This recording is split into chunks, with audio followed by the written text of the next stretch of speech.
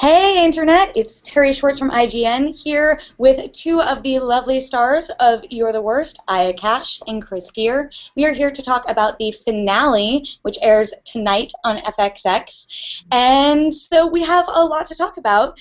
First and foremost, since we are at the finale, let's do a trash juice cheer in true Youre the Worst fashion. I've got a far more civilized Youre the Worst mug. Yeah, Chris is in the UK right now, which is how you know he's in a mug, and we are in actual cans of garbage cans, plastic garbage cans, as you do.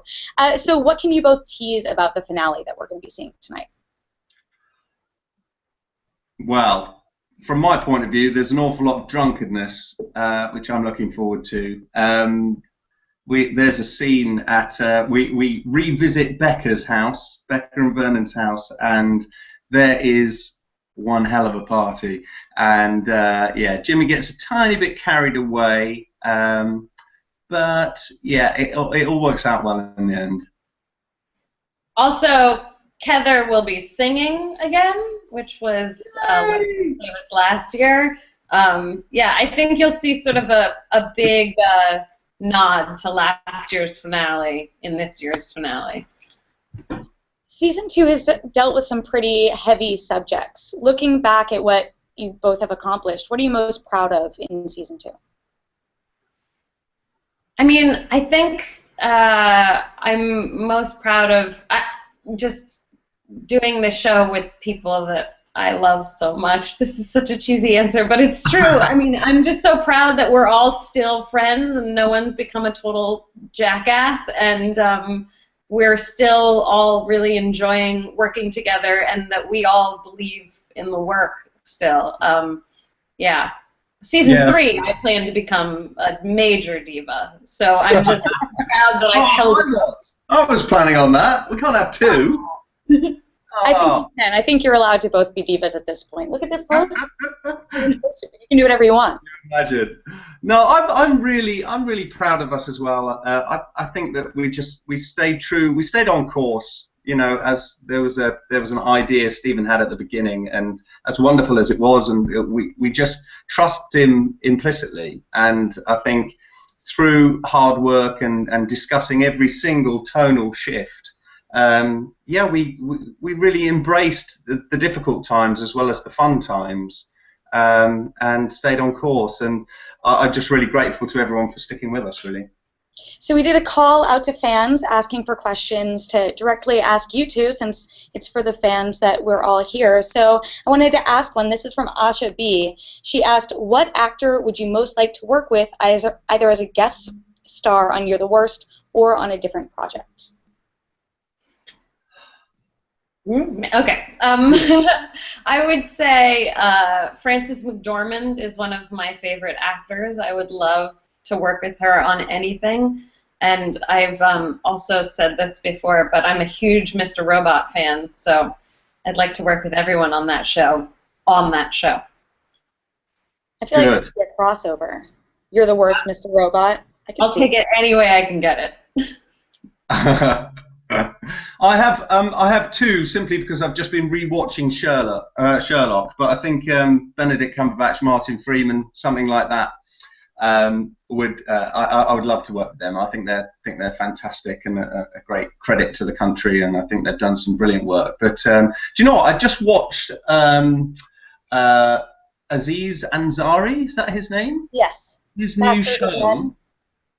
How great is that new show? My wife and I watched 3 episodes last night back to back. I thought it was really, really good, really great stuff. So yeah, I'd love to meet him one day, maybe. I feel like Noelle Wells and I live in the same world. I feel like we might have grown up in the same house as sisters. That was that comment. Well, this is another question for me. What was the most fun scene to shoot this season? Do you know what? Probably I'd go back to the montage at the mall in the second episode. That was great. We had I think it was only one day that we were there, but so many different elements to the montage to do in such a short space of time. And it was just great fun. Plus, Aya and I got to mess around on those buggies all day, which is great. Plus, we introduced Chris Geere to Cinnabon, and Wow. also Had it before? I'd never had that, right? I'd never had that, and I'd never had this ridiculous... pretzels. Yeah, pretzels were great. And there was this thing called Orange Julius. Weird. I mean, there was an awful lot of sugar in that. But I think over the course of the day, we, on our breaks or lunchtime or whatever, we would go and hit another a mall eating establishment, and yeah, it was great fun. Enjoyed that. Well, I don't think we'll ever look at Bed Bath & Beyond the same way again after. Towels and things. Towels and things. Towels and stuff, wasn't it? Aya, did you have one scene that was your favorite to shoot that you thought was just the most fun? I mean, I actually kind of have to agree with Chris. We had so much fun in the mall, also because there's so many people around, and people, it was very actually fun to shoot inside of an open mall. And I don't know, maybe I just enjoy an audience. Well, I think what's funny about shooting in LA is that people are so not fazed by shooting anymore. So you probably, like, if you went to a different state, a different mall, maybe that wasn't in the greater LA area, you might have had a very different response, I'm guessing. Than... Oh yeah, I mean, if that had happened at a mall, a shopping centre in Manchester, you'd have the entire population of that mall crowded round, staring and taking pictures. So yeah, that was nice that we didn't get that, and no one really came up to us, did they? No one really knew the show. No, nobody watches the show, but it was fun because people still get a kick out of it, especially young people, just seeing something being shot, and it's a reminder to me of like how cool this thing that we get to do is, and how fun it is, and foreign to so many people, and it's just kind of a play. It reminds you to just enjoy it, as opposed to sort of like, all right, it's hour 15 and I want to go home and go to bed. Okay. And I don't know, it brings sort of the magic back in for me. Well, here's another fan question. This is from Alexandra. She said LCD sound system was a game changer. Why is it important to see the characters through this lens? I mean, I think it's important to see beneath the surface for any character, and it just so happens that that this is these people's journeys in that way. I feel like we all have fantasies of who other people are, and we all think that sort of everyone else has it all together, and everyone else has figured out how to live life and is happier than us, or more responsible, or more just has their shit together. And I think that is an illusion that we all have, whether you're suffering from clinical depression or not. We sort of fantasize and fetishize other people's lives. So I think it's cool in LCD Sound System to see that and that fantasy break apart, and the reality is much more complicated. I am curious. I mean, fortunately, we know that Gretchen and Jimmy have come to a happy resolution, which we saw at the end of last week's episode. But was there ever a point in shooting this season where either of you thought, wait, are Gretchen and Jimmy going to break up at the end of this season? Do you know, I never really had time to think about whether that was going to happen. I mean, there's such a short turnover, and we've got 4 episodes that we're working on at any one time. So my head was only really thinking about that. I was, of course, and therefore, I suppose both of us couldn't make any decisions leading towards that. So we just had to, you know, take what we had and run with it at the time. I think I hoped that they would get together and everything would be fine eventually. But I don't think that it didn't necessarily have to be at the end of this season. I mean, it could have very much not worked out and left it hanging for the next one. I think they will eventually, like, always end up together, because they can't actually live without each other now, which is lovely. But I don't think they had to get together by the end of that episode. But I'm really glad it did happen. How about you, Aya? Did you at all question whether they would make it through, or did you always have faith in them? I have a lot of faith in them. I mean, our theme song is you know, I'm going to leave you anyway. So you'd think that they're probably not going to end up together. But I have a lot of faith in them, and also just a lot of faith in the writers, so that if they had not ended up together, that there was a good reason, and that we would be exploring something super interesting around that. So yeah, it didn't worry me. I still have a job whether or not they end up together. That's really my main. Actually, there was a moment I was watching it, I was like, wait. Yeah, I get, like, I love Jimmy and Gretchen enough as characters that maybe I could wrap my mind around them going different paths and being with different people and still it being an ensemble show, because I remember Stephen Falk, the creator, once said, like, he pitched it as an anti-rom-com or whatever you want to call it, but his goal was always to make it an ensemble show, which I think we really saw this season. We met a lot of new characters. So I'm curious, for both of you, what was your favorite new character brought into the mix in season 2? I mean, I think Tessa is fantastic because she's not Nina. Sorry, Tessa is her real name, and Tessa and Nina are fantastic. I really love that she's not villainized. You know, you could very easily sort of hire someone unlikable and that everyone can just hate because she's breaking up the main couple in a certain way. And I like that she's like just a really cool, sort of down-to-earth human who's giving Jimmy what he needs and that Gretchen can't give him in the moment. You know, I left little, like, notes in Chris's trailer calling him a cheater whenever he was shooting with him. But I actually loved how it was handled, and I thought she was such a great way to deal with something like infidelity, because she was a real human, and she's played so well. Yeah, absolutely. No, I totally agree with that. I think that my one would also be, I think Colette Wolfe has been outstanding, actually. I only really had a few scenes with her, who plays Dorothy, and I knew she was wonderful at the time, but having watched the show now and seeing the relationship progress with Desi's character Edgar has just been wonderful to watch and just see how drawn all of these characters are, and I love that. I mean, going back to you know, in the last block, do you remember, Aya? We didn't see each other for a whole week, which was unheard of. We're normally in every single scene together. So that last block was quite odd because we're all with different characters. You know, Jimmy was with Nina an awful lot, and Desi was with Colette, and it was a total tonal shift again. And I think that's why the finale is great, because it kind of brings the band back together again. Well, I'm sure it didn't help if you guys were apart for that long and she's been calling you a cheater this whole time. That must have been some fun tension on screen. This is a fan question from Auralia. She asked, what were the biggest acting challenges you had this season? And also, what would your ideal Sunday fun day be?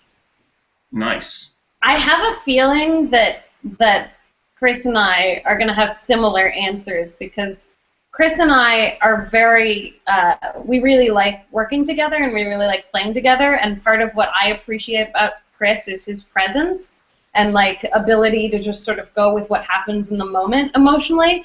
And Gretchen having depression, I had to, like, sort of shut down from him in a certain way, and I found that very challenging to remain active and not completely passive when the character is in a passive state, but to continue to be fighting for something even when it looks like there is no fight left, and to shut down from Chris as an actor sometimes felt very tough. Yeah, I think that exactly the same answer. It was, you know, working with Aya has just been incredible, because if ever hello, who's this? This is our You're the Worst super fan. We reached out to a bunch of fans and picked Adrian Valdez to ask you both a question. So we'll let you guys finish up what you're doing right now, our answer, and then we'll let him ask his. Yeah, no, I just wanted to say that, you know, since the pilot, since testing together for this role, Aya's always been there. If ever I come across as believable or funny or whatever, I put it down to her, because she gives me everything. They always say the old phrase is acting is responding, and she gives me so much, and I can give her a natural reaction back. Now, of course, she couldn't give me anything, so at times I was questioning whether what I was doing was too big or not enough, or and it was very tricky, and I constantly had to. But we speak to each other on set. We speak to each other after each take and say, was that all right? I don't know what I was doing there, but that's credit to Stephen for kind of coaxing us through this tricky time, and with that storyline. And I'm super proud of it now. I'm super proud of Aya. I think she's been incredible, and I'm very, very, very happy. And ideal Sunday Funday, what would you guys do? What? Ideal Sunday Funday, what would you guys do? Compliment Chris. Please compliment Chris. Whatever. You were here. No, I mean, I feel the exact same way about Chris. So, Sunday Funday, we get asked all the time, and I am incredibly boring. So, my Sunday Funday is like reading the newspaper and having a glass of lemonade. That's why it's fun to play a character that is not me. Yeah. So do we? Unfortunately, we lost Adrian, but he was so bored that he's gone. I know he was a brief, beautiful flash, and then we lost him. But I'm going to ask this question for him. He was curious: are you similar to your characters in your daily life? I have done a bit of day drinking recently because it's Christmas. So in that respect, yes. There's been quite a lot of Christmas parties going on in my hood at the moment, so that's been fun. But no, I suppose apart from the occasional rant, which I've quite enjoyed since discovering Jimmy. No, I'm hopefully not too much like him. How about you? I can be sarcastic and unaware of my, I'm a teaser, and some of my humor is sometimes I need to understand that a joke may hurt someone's feelings. So that I struggle with. But other than that, my life is very calm and boring, and I'm not I'm sort of sardonic, but I don't actually do anything that Gretchen does. Never done coke. We're putting that out there. We're clearing the air. I say that all the time. Never done coke. Don't do coke. Well, so going back to the Sunday Funday question, I know you guys get this all the time. You sort of did the Sunday Funday to end all Sunday Fundays this year, but I brought this up to Stephen recently, and I want to put it to you too. We've seen Edgar's Sunday Funday. We've seen Jimmy's, or at least what Jimmy would do for Gretchen on Sunday Funday. What do you imagine we would see in a Gretchen-led Sunday Funday and a Lindsay-led Sunday Funday? I want to see Lindsay-led Sunday Funday. Oh, so do I. And I hope Lindsay chooses Vegas. Can you imagine? Love that. I want to do a trip Sunday Funday or a musical episode Sunday Funday. Those are the two sort of ideas we've come up with as a group and decided Stephen has to do. I would be happy with both of those. Yeah. Absolutely. Well, I think Lindsay's would probably be music related, wouldn't it? Maybe she takes us to a karaoke in Japan or something like that. I think that she would take you guys to a performance of Grease Live. Little plug for Kether. Good plug. Good plug. Kether being on the Grease Live musical. All right, another question. This is from Anna. She says, Aya, what was the most emotionally difficult thing for you when you had to portray someone with such a serious illness? I have to say the hardest scene, I mean, there were a couple. Sometimes there are technical issues. So, like the scene at the end of LCD Soundsystem, we had like 8 minutes to shoot, and it's a very complicated sort of walk and move in from the two of us into the one. And I was terrified. I had 8 minutes, and I was like, I don't know if that's going to happen. I don't know if I'm going to get it up. So that was scary. And then also, when we're in the tent, I was worried that I would hit the right tone. And that's not what you're thinking of while you're acting. You're not thinking, like, I have to hit a certain tone. But but I was nervous about that scene. It's also really hot in that tent, and I was very sweaty. I kept having to like go out and like breathe. Because it was daytime. It was the tent was shot at daytime, and they blacked out the windows, and then the wide shot at the end was at night, wasn't it? Yeah. Adrian, look who's back. I did. So You're the Worst has already been greenlit for season 3. Let's do another big trash juice. Cheers to that. Oh. Congratulations. What are you both hoping and looking forward to next year, and what would you not like to see happen next year? Well, I don't want any more affairs. You're over any more affairs, and I don't want them to break up again. I really want. I spoke to Stephen about this at the end.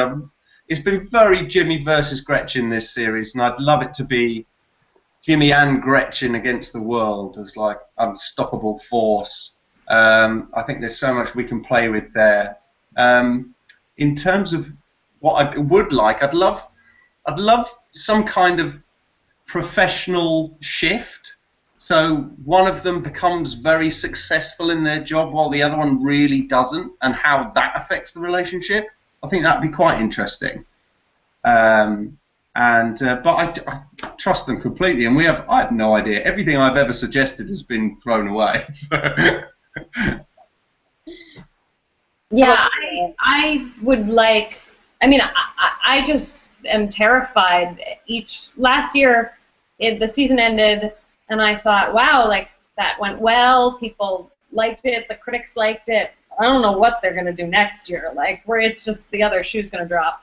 And then I feel the same way now. I'm like, I'm glad I'm not a writer because I have no idea how they're going to continue the story. But that's the exciting part. So I'm looking forward to reading next year.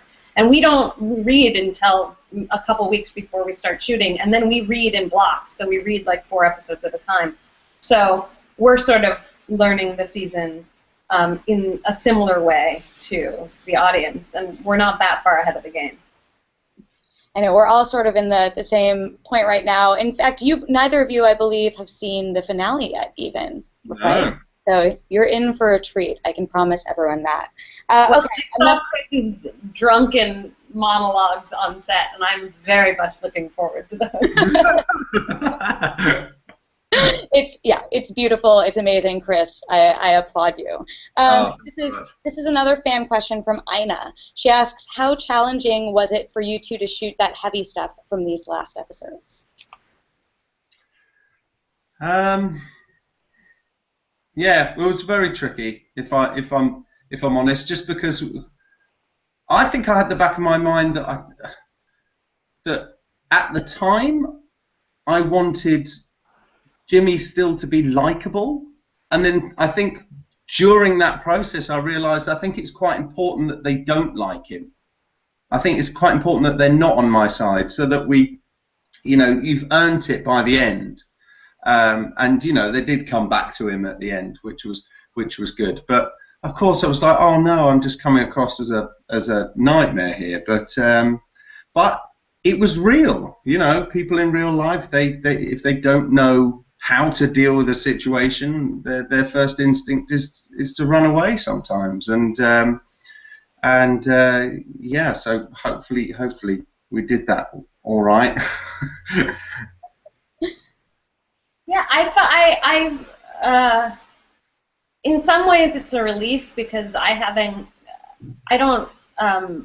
like the pressure to be funny is also just as scary to me. Like when you have to hit a joke. So if you have to have an emotional scene and get there emotionally, it feels similar to me as like, oh, this is a really funny scene and we want to do it justice because the comedy's in there. So I don't know. I don't feel like it's all that different for me. I think just like the tone of the set can sometimes get a little more serious, and we like to have a lot of fun, and so sometimes that's the hard part. How did you both react to seeing the scene in the tent at the end of last week's episode, because I'm sure shooting it and watching it, you probably had very different reactions to. Oh, it was very emotional, wasn't it? I mean, when we first read it, I hope that they publish the scripts one day, because the stage directions are beautiful, as well as the dialogue. There's a stage direction, I'm going to get told off by Stephen here because I'm not going to quote it correctly, but it was something like, do you remember this, Aya? It said that they're enclosed in the tent, protecting them from everything outside. And I just thought that was beautiful, because that kind of gave me an idea of, right, this is where you can really comfort her, where you haven't done before. Yeah, so that was lovely. Aya? I was, you know, it's hard. It feels like I don't want to be too self-congratulatory. Like, it's great. Like, I'm so incredibly proud of what we're doing and what I get to do. But I feel like I can love it so much because what I love so much is mostly from the writing, and I just feel like we're really lucky to have really, really good writing to act. And I was really proud of that scene. It was one of the few scenes in the season that I really was concerned I didn't get right. So I actually asked Heather, because Heather's very honest with me and I with her, and she had been watching Video Village, and I said, you know, was I full of shit? Like, just give it to me straight. Like, was that just terrible? And she was like, no, it was great. And she's like, shut your mouth. And I was like, okay, I will listen to you and I will move on and I won't worry about it. But I was still in the back of my head, like, did that work? Was it the right, was I playing the scene in the way it needed to be played? Well, judging by the amount of tears that were pouring from my face while I was watching that, I think you did a pretty good job. All right, so last question for me. I'm sure you've both been asked this before, but now that we are at the end of season 2, which character is actually the worst on You're the Worst? Becca. It can only be Becca, right? She's like truly, she reaches new levels of worstness, I would argue, in this finale. She has a running gag in tonight's episode, which is so funny, and she's so brilliant when she did it on set. I mean, I actually watched the monitor when she did it a couple of times, but I just remember it on the day. It's a wonderful character. I think she does it brilliantly. And talk a little bit about Janet Varney, though, because I've met her a couple of times, and she's just like the loveliest person. I think people might not know that Janet is actually amazing, and even though Becca is terrible. She's so intelligent. It's ridiculous. I'm not an unintelligent man, but next to her, it's ridiculous. And she's so much fun. Do you remember when we were at the house, Aya? She played that. What's that game that you put on your head? Yeah, Heads Up. Started us all playing Heads Up. Yeah, if there was a televised competition of Heads Up, her and Todd, who plays Vernon, would be outstanding. They were great, but she's lovely. She's a complete, antithesis of her character. She's great. And she does 90 billion jobs. She runs Sketchfest in San Francisco. She does like a podcast. She's the voice of Cora. She's on our show. I mean, she literally has 1,000 jobs, and literally, I just used literally in the way that everyone hates people using the word literally. Well, now I found 1,000 jobs. Twitter shame you for literally. They can just do hashtag literally to Aya if you're watching this right now. Well, my mother's a writer. I'm embarrassed. Well, thank you both so much for being here. We do still have Adrian here, even though we had some technical difficulties and he didn't get to ask his question. Since he is a You're the Worst super fan, he had a quick comment he wanted to say to you both, if we can bring him back in. There he is. I think he's still muted, though. I think he's muted. Let's see if we can...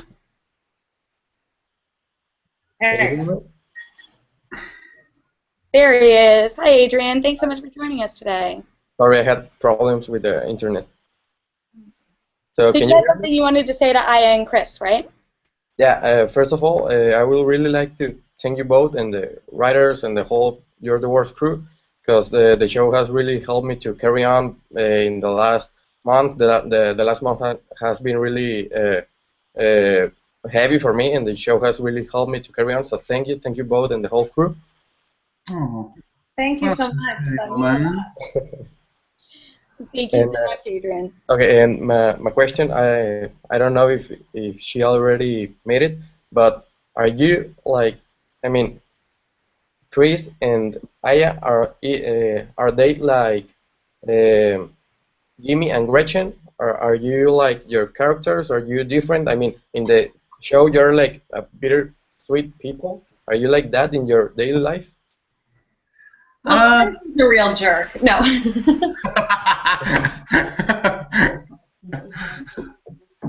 No, both of us are very different. I mean, our lives are very, very different too.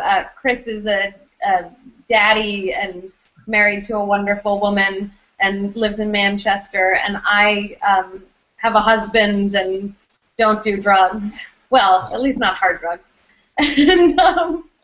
And yeah, so we're both very different from our characters, but that's what's so fun is you get to sort of mine the different sides of yourself that you don't necessarily express on a daily basis. I love that we just keep touching upon your drug use or lack thereof. So that's really what this entire Hashtag literally. Literally. All right, well, Adrian, thank you so much for joining us. Everyone who's watching, thank you so much for tuning in. Aya and Chris, always a pleasure speaking with you both. Make sure you tune into the Season 2 finale of You're the Worst tonight at a special time at 10:45 p.m. Eastern and Pacific on FXX. And don't be sad that it's the last episode of the season, because we do have Season 3. It's already been greenlit. You can look forward to it. Assuming next year it hasn't been announced yet. I'm putting my foot in my mouth right now. But you can look forward to it. That's the most important thing. So thank you so much, and that's it for us here. Thanks, guys. Bye.